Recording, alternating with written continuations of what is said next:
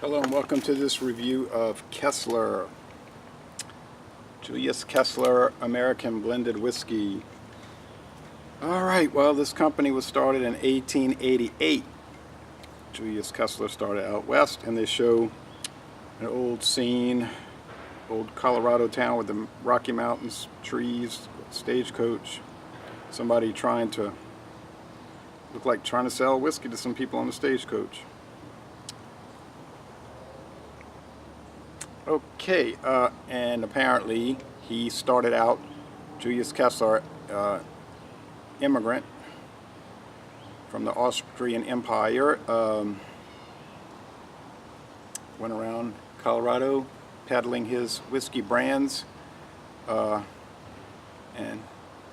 got his own company going, and it was eventually bought out by Seagram's, and then Beam acquired it when Seagram's fell apart.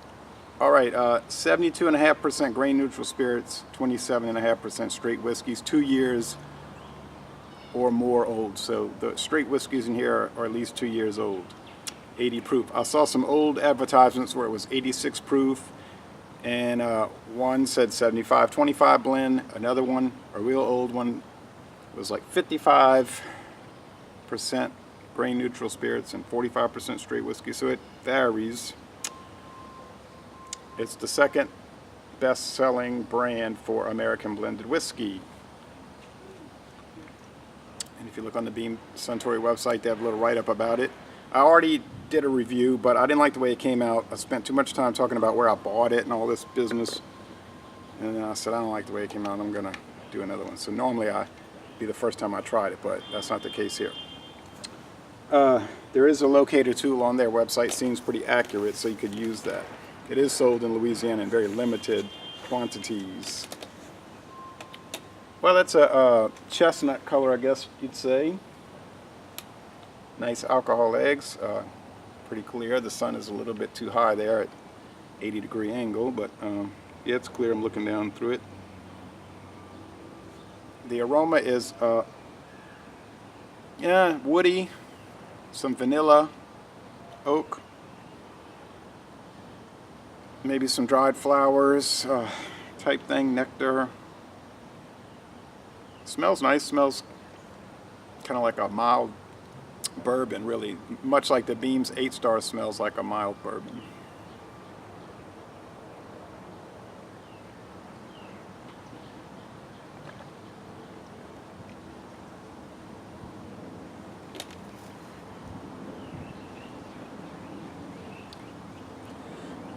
You get a lot of wood, but a lot of wood here, a lot of oak.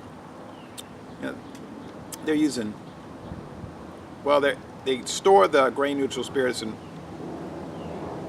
wood barrels, but or some kind of wood container, and they're probably using straight.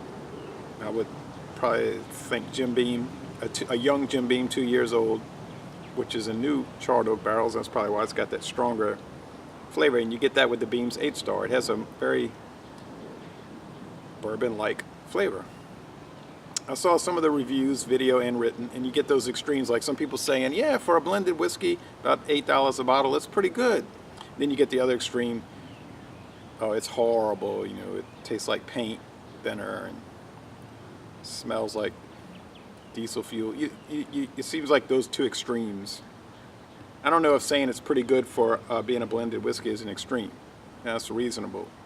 Then you get the ones, and some of them are obviously just gunning for laughs, and they're kind of having a good time with it. One of the video reviews, not taking it too seriously, and they're drinking a lot of it, so they probably really do like it.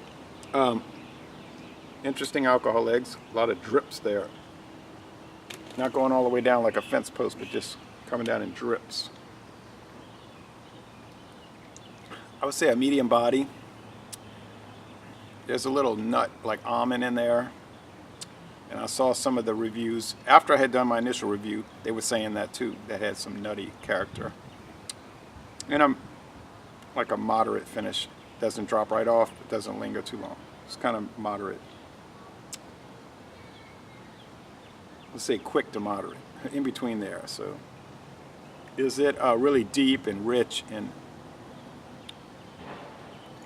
gourmet? Obviously it's not.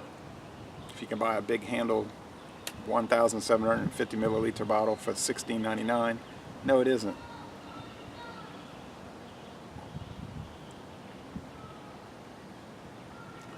It does live up to its tagline, though, being smooth as silk. It really is smooth.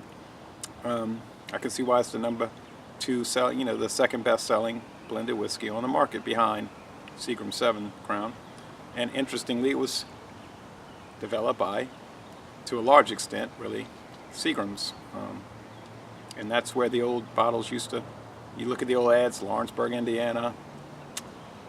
It's part of their portfolio for a long, long time.